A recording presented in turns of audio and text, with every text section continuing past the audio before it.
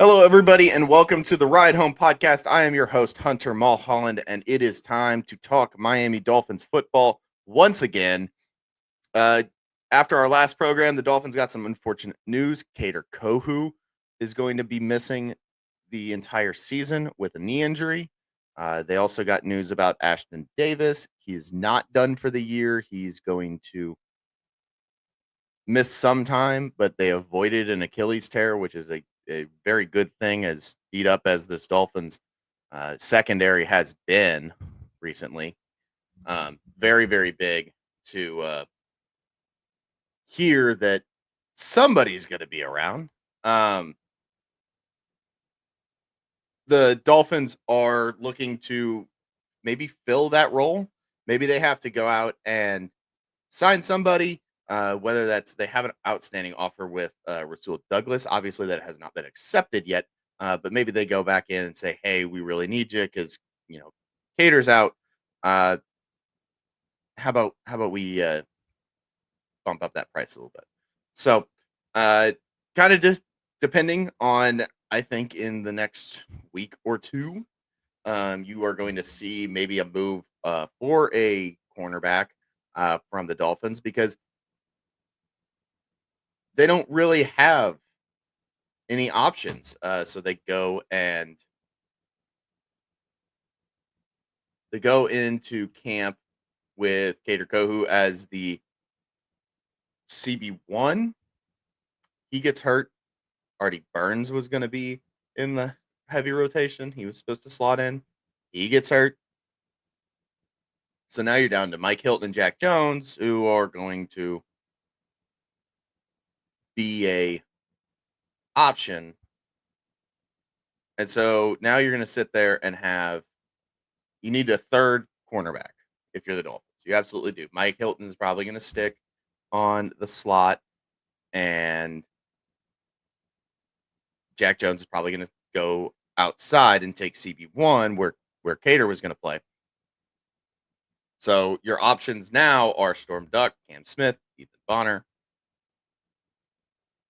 They also added Cornell Armstrong. They have Isaiah Johnson on the roster. There are options. They're not great options. I think that the Dolphins need to go out and get somebody. And like I said, Rasul Douglas would be a perfect fit.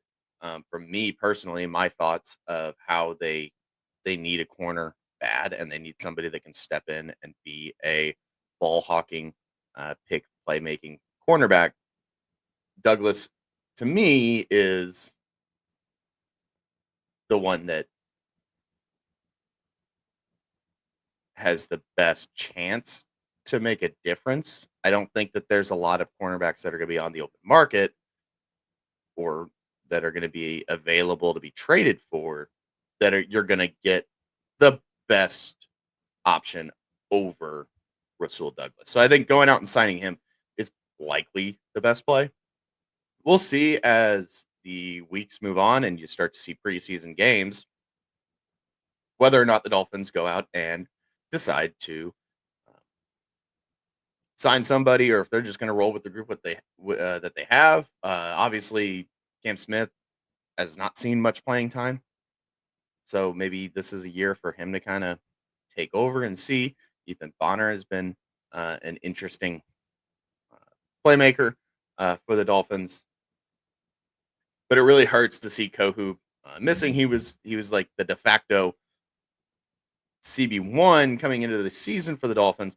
And now you're going to be missing him in a season where it feels like everything's on the line, especially for the coaching staff.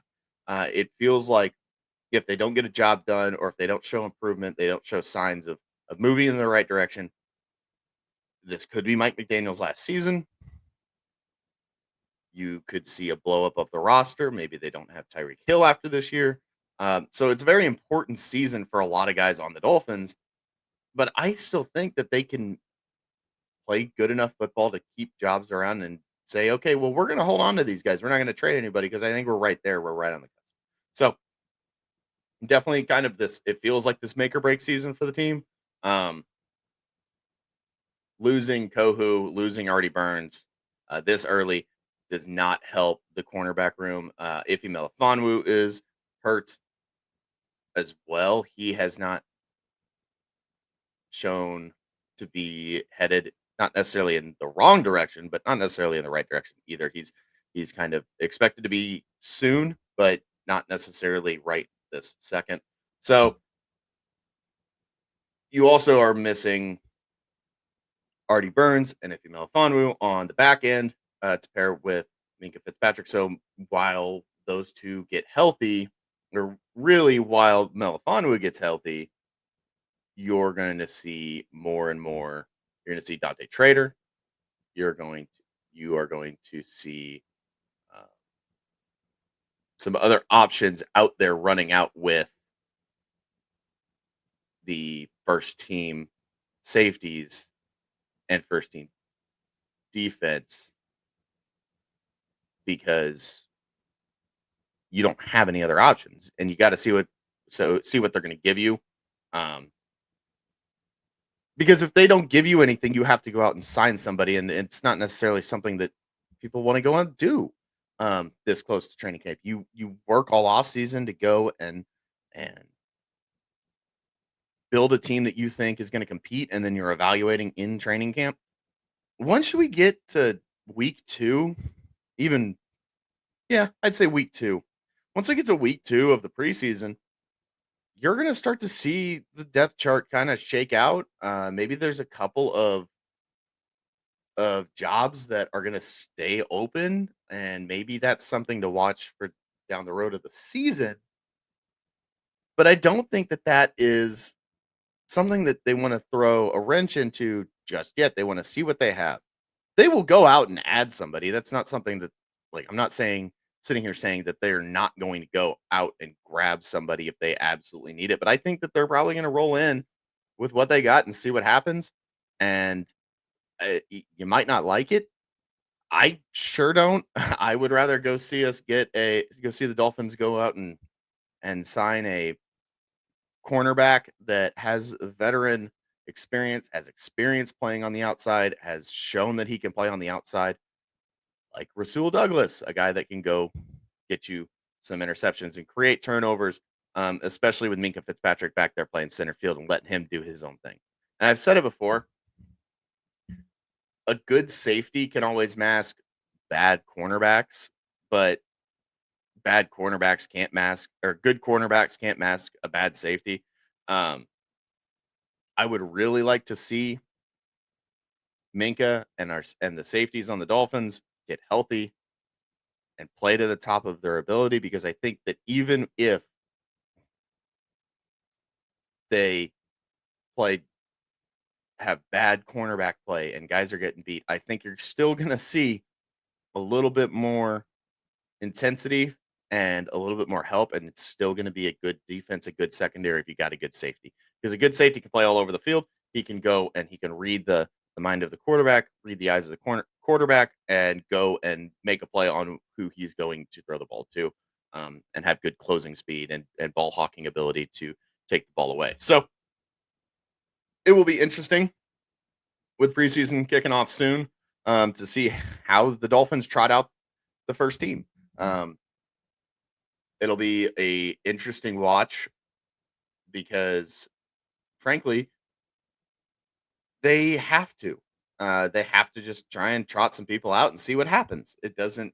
They don't have any other options. They don't have an option of, well, we thought that this guy coming in was going to be CB4, so he can just kind of slide right in. They didn't really have that. They didn't have, once you got past Cater Kohu, Mike Hilton, and even Jack Jones, it was a free for all. It felt like, for the Dolphins secondary. So to see what's going to happen is, you're going to have some strong play in the preseason to really earn a job. And if you struggle at any moment in the preseason in the secondary, your job is in jeopardy, simply because everybody's kind of on this level playing field where they were all competing for the same role, and now that same role just happens to be a starting job versus a backup rotational dime package guy.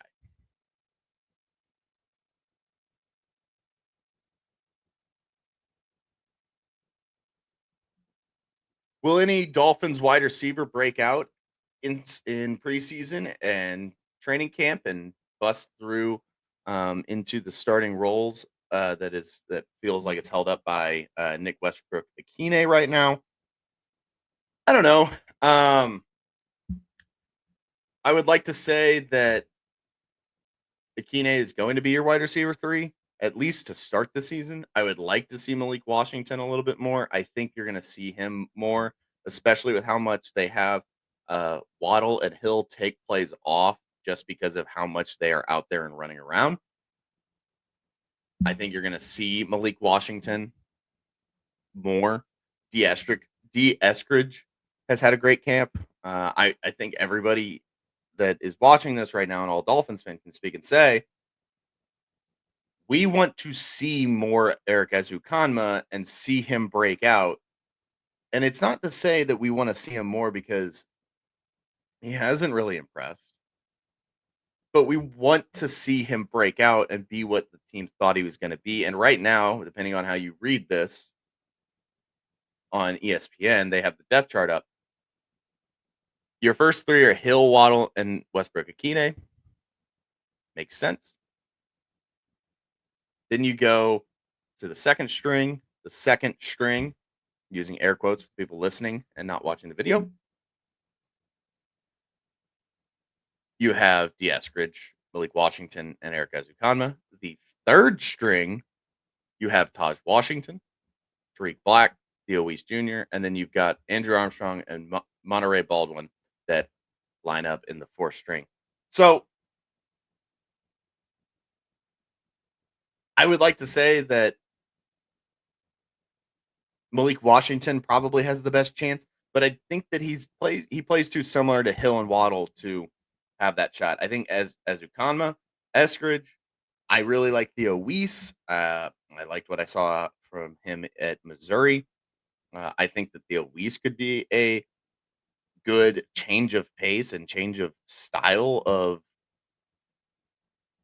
wide receiver because Hill and Waddle play very, very similar. They're both speedy. I think that you have to have some change. You can't trot out three just smaller speedsters. You have to have somebody that is able to go up and get a ball when you need it. And maybe that's Darren Waller, by the way. Maybe it doesn't even have to come from the wide receiver position. It's going to be Darren Waller because Darren Waller's a tight end. He's a big target. And you saw what happened when the Dolphins gave Tua Tagovailoa a reliable big target at the tight end position. Jonnu Smith has a fantastic season, sets franchise records, and then is obviously traded along with Jalen Ramsey to Pittsburgh for Minkah Fitzpatrick. Still no word on Waller. It's unlikely that he misses time. It's just a building back up to football speed and shape because obviously he sat out last season and in retirement, and so he's unretiring to come play for the Dolphins. It'll be an interesting, very interesting couple of weeks here as you see what happens. And I think that there's another battle. So the Dolphins also brought in Blaine Gabbert in the quarterback room. I doubt that he is going to make the roster, to be honest with you. I think that if the Dolphins are to carry three quarterbacks, it's going to be Tua, Zach Wilson, and Quinn Ewers. I would like to think that in my mind and what I've seen, especially not only just NFL career, but in the videos from training camp, I would like to see Quinn Ewers be the second string quarterback just because I think that he fits what this offense is much better than Zach Wilson. I think he comes in and gives you a better chance to win a football game if for some reason Tua needs to miss time this season, which hopefully your backup quarterback never has to play outside of week 18. But it's still something that it's an important position as much as it gets overlooked. The Dolphins have overlooked it for the past few years. So it is very important to see what you're going to have, and is it somebody that's going to be able to come in and match the energy of the starter? No. Is it going to be somebody that can come in and manage a game to win a football game? It better be. It better be, because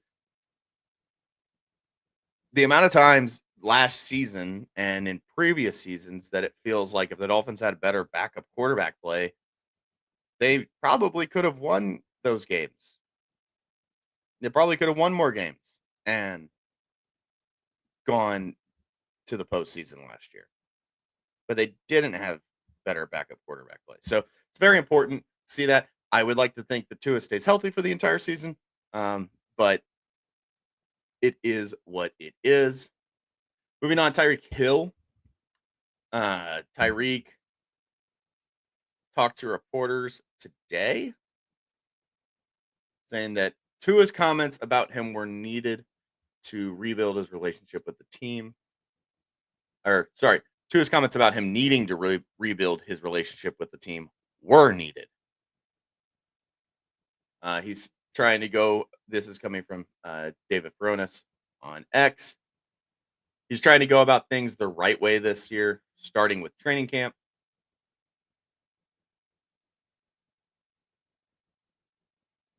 So I'm just trying to be the teammate, the best version of myself for this team I can be every day, Hill told reporters on Friday. So I would like to see Tyreek rebuild that relationship with his starting quarterback. He obviously came here and was praising uh, Tua and made this work. The end of last season, frustrations boil over, and understandably so. You go from, especially for Tyreek, you go from a perennial Super Bowl contender to, well, now we're struggling to get over the hump again, because Tyreek was on teams like that before Patrick Mahomes got to Kansas City. So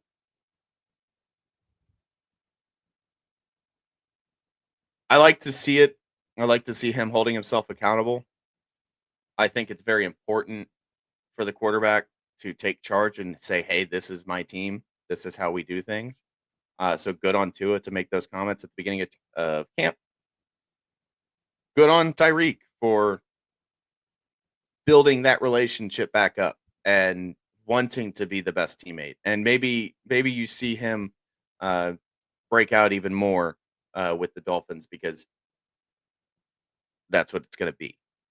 One other thing to note before we get out of here: